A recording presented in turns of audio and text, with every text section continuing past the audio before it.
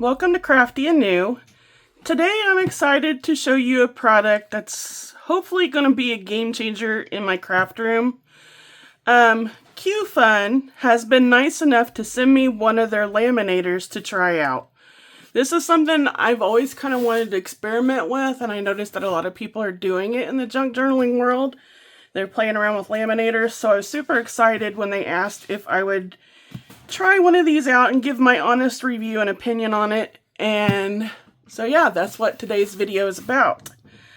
Here it is. This is the Qfun Laminator. And as you can see, it comes with a corner rounder, a hole puncher, some rings, and it looks like a paper cutter. So let's go ahead and open this up.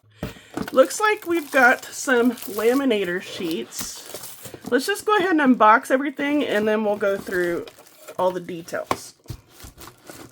Open up the top. It's kind of like a storage area. So it comes with pretty much everything that you need to get started. It comes with its own little paper cutter, it looks like. And then we've got a, what is this? Okay, it comes with a corner rounder. And then here's our hole punch. And it looks like it comes with some binder rings. So we've got 3 binder rings, 3 different sizes. There's also an extra blade for the cutter. Everything just fits right back in there. I'm gonna put the extra paper cutter thing right in there. And then I just made sure this was lined up with this hole, and you just tuck it away in that hole and this fits right in there. And then you just close the lid. So we have 12 laminating sheets and a user's manual. I like the fact that this laminator has a 13-inch opening, so you can do bigger projects. So like for instance, you can do a big poster size or a big picture.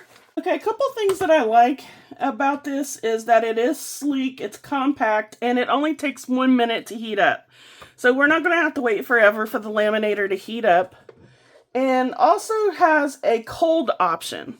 So what the cold option is for, it's for more like your delicate papers and photos. So like your really old antique papers, your antique photos.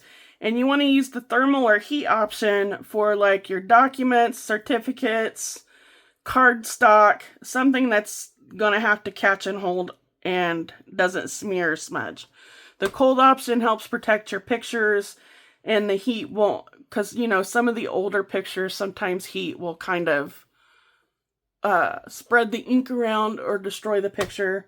So it's great that it also has the cold option. You can also see that it has a 13-inch wide opening for like bigger papers, and then there's all your A3, A4, A5, A6. And it has 2 rollers, so it just slides right on through without getting stuck. And it also has this ABS button, so if it does get stuck, you just press that button and you'll be able to get your papers out.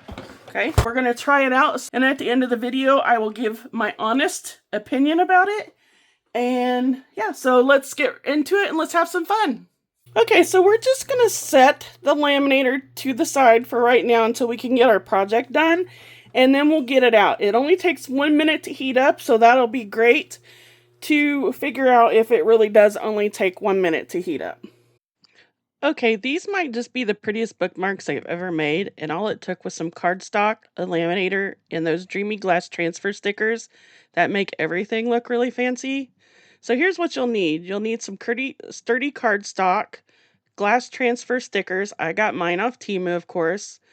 Laminator and pouches, scissors or a paper trimmer, and if you're feeling extra, some ribbon or some tassels. So I first started out by cutting my cardstock into bookmark size pieces. I usually go with 2 inches wide by 6 inches tall, but you can totally wing it. Just keep them long enough to peek out of the book. Now for the fun part, the decorating part. These glass transfer stickers are beautiful. I cut out the design that I want, and I just peel off the backing and press it onto the cardstock. Then rub it like you're trying to summon a genie. Then you want to peel the top part of it off slowly. Once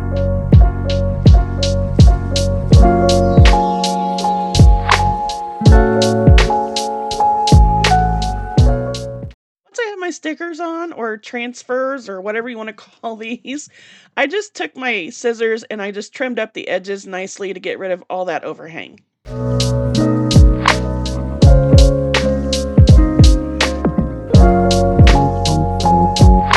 I really wanted this butterfly that was on the other half of the sticker, so all I did was just fussy cut the butterfly out and I stuck it onto my bookmark down there towards the bottom where it looks like there's a blank space, just to kind of fill in that space. Before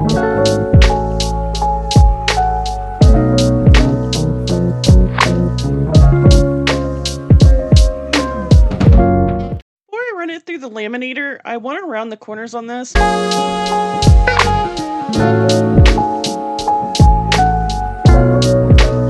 Once your designs are on and you're feeling like a paper Picasso, slide those beauties into a laminating pouch. Why did I just say that? That sounded so dorky. Anyway, you want to give them some space, seal it, and run it through your laminator. Watching them come out glossy and protected, to me, is oddly therapeutic. I'm not going to lie about that. It's so satisfying. I really love how quiet this laminator is, and I love the fact that on the front of it, it gives me the sizes, so I know exactly how to center my pouches when I put them into the laminator.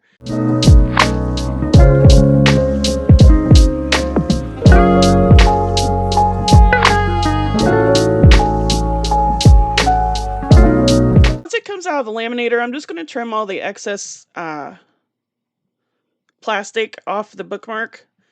I just want it like a 1/4 of an inch edge of this. I don't want to cut it too close to the bookmark because then you might run the risk of the laminating sheet coming loose from the actual bookmark. So as you can see, it's probably even smaller than a 1/4 inch. I probably left, yeah, I didn't leave very much of an edge at all on that. Once I have that all trimmed down, I'm going to round the corners again. And this just gives a cohesive look because my bookmark, the actual cardstock is rounded, and now the laminating sheet is rounded. And plus, those laminating sheet corners are sharp points, and I just think it feels better when they're rounded. And once I have those rounded, I'm just going to take the hole punch that came with the laminator because I just want to test it out, and I'm going to punch a hole for my ribbon and stuff.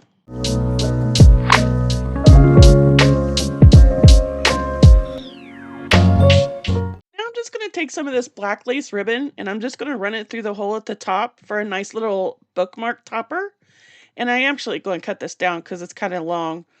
But yeah, I love it so far. When I ran it through, I didn't notice any wrinkles or bubbles in this, and I think it turned out pretty good for a simple, easy project. Let me know what you think.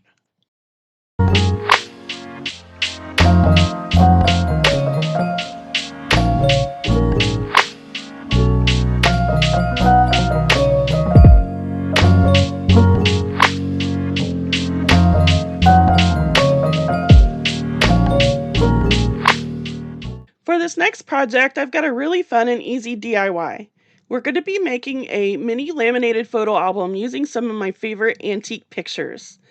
First thing you're going to want to do is you want to gather all of your photos that you want to use. I'm using these antique prints, but you can use any photos that you love. Then once I have my photos picked out, I'm going to arrange my photos by gluing them back to back. I don't want any of the back of the photo to show, and doing it this way, all you're going to see is just pictures. You're not going to see the backs, the white backs.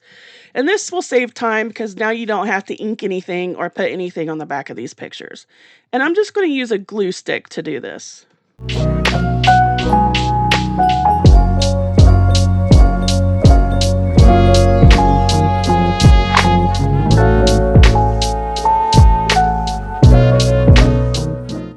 Once I have all my pictures glued together, I'm now going to cut all of these down because I want them to be about wallet-sized photos.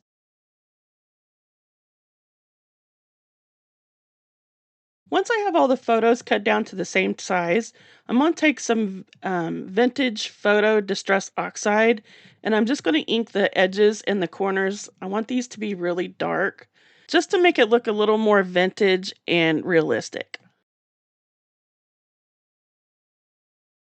I'm just going to add some captions and dates to make them extra special. So I'm just going to go through here and I'm going to pick out some dates and names and all that. And I'm going to go ahead and glue those onto the pictures.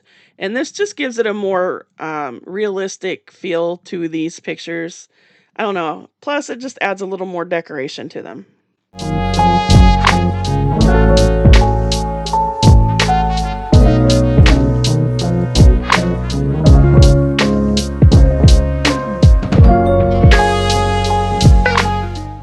So now that I have all the pictures decorated, I'm going to run them through the laminator, and I'm going to be using these laminated sheets that I already have. These did not come with the laminator. Like I said, I already had these, and these are just like little photo jackets. They're about, oh my gosh, let me see. I think they're about 2¼ by 4. I'm not really quite sure on that size. I know they're smaller, and I'm just making sure that the pictures are going to fit in these. But before we actually run them through the laminator, I decided I wanted to round the corners. So I'm going to round all the corners and put them in the laminating jacket and run it through the laminator.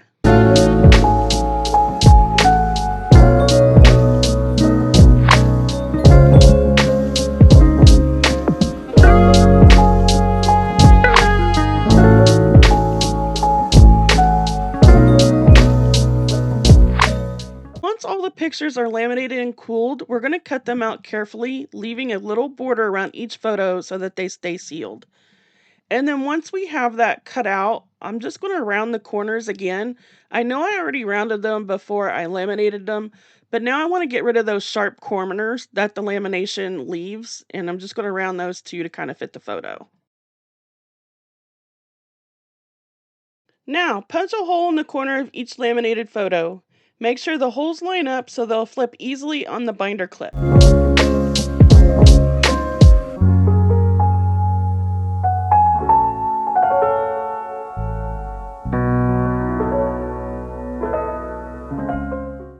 So here's where I decided to change it up. Once I had all my holes made, I thought a binder clip was too plain for this. I thought this DIY turned out very pretty, and I wanted to use something a little more decorative than a binder clip. So I decided to pick out one of these. These are like sweater pins, but I got these off Temu and I think they look so pretty. They're just great big giant safety pins. And I decided to use this instead. I really loved how this turned out, but you can definitely use the binder clips that came with the laminator if you wanted to. I just think this adds a little more of a vintage look to it, and I think this would look prettier hanging off of a journal spine or cover. Finally, once you have them attached all together, you're done. You now have a beautiful portable mini photo album. I hope you enjoyed this project. If you did, please give it a thumbs up and subscribe for more crafty fun. So this next DIY, I'm diving into one of my favorite projects, which is saving some seriously special old recipes. You know, the ones with splatters, grandma's handwriting, and a whole lot of love baked in. Yeah, these were tucked away, as you can see, in just this baggie in my closet. And as you can see, some are typed and some are handwritten, and they're falling apart faster than, I don't know, a soggy pie crust, I guess you could say. Haha, funny joke. This recipe right here is something that I made in junior high in my home economics class. And it's really special to me because my grandma really loved it when I made these orange cupcakes for her. So I'm going to laminate this one. And then the one that I have typed up, this one right here, I'm actually going to write that on an index card and we're going to laminate both of these. That way I can put these away and don't have to worry about ruining the original copies. And yeah, so that's what I'm going to do. You can also just photocopy these if you want. You don't have to handwrite these. I just wanted to handwrite this one that was typed out onto a index card, so that way I can put that away and save it for sentimental purposes, and I don't have to worry about it getting ruined. Can we just admire how vintage this is? Like, I imagine this recipe is probably 50 years old. I just wanted to admire the paper. Anyways, once I have my recipe wrote out, I'm now going to warm up the laminator and we're going to laminate these. Now, here comes the magic, laminating. I'm going to use my Qfun Laminator, of course, and some 3mm pouches, and I'm just going to pop them in, feed them through, And we will have waterproof, smudge proof, and kitchen chaos proof recipe cards.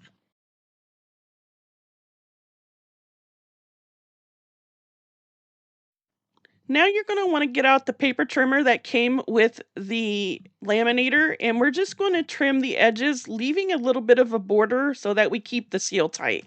If you've got old family recipes lying around, do yourself a favor and preserve them. It's like wrapping memories in plastic armor. Okay, tell me I'm not the only one who gets sucked into the Temu art print vortex at 2 a.m., right? I mean, they have all kinds to choose from, and I just think I can do all things with them.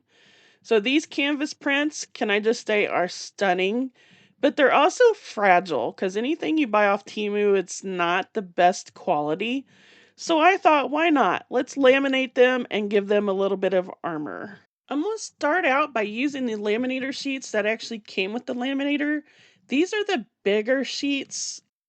So I'm going to use the 5 millimeter setting on my laminator because these sheets are a little thicker and so is the canvas print. And just to play it safe, I don't know if it makes a difference or not, but I'm just going to use the 5 millimeter setting. I mean, it can't hurt, right?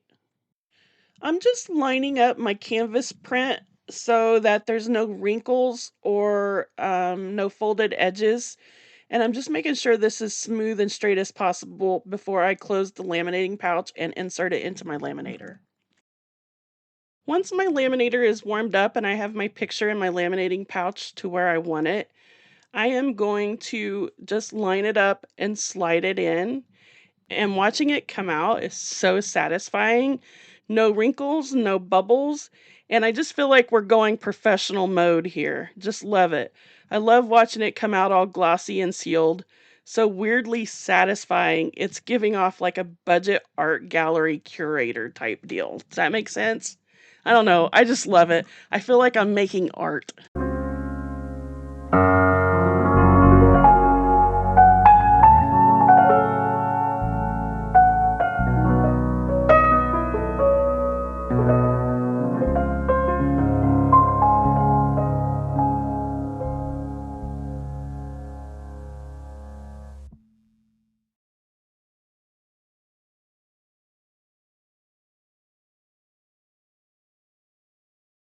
Once I finished all 3 of them, and once they're cooled, I trimmed the edges just a bit, keeping the seal intact, and boom, you have art protected, elevated, and Temu-fied wall art. And now they're ready for frames, journals, or even magnets. Let me know if you want a tutorial on how I display these, because this is budget decor at its finest. Hit that like and follow if you're into DIYs with zero shame about Temu shopping. Alright, y'all, from cherished recipes to antique photos, Temu canvas prints, and laminated bookmarks. Seriously, is anything safe in this house anymore? If it's flat, it's definitely getting laminated. So there you have it. My new favorite crafting essential, the Qfun Laminator. If you're ready to step up your DIY game, check out the link in the description. And a big thanks to Qfun for collaborating on this video. Don't forget to like, subscribe, and hit that bell for more crafty content. And I'll see you in the next video. Bye.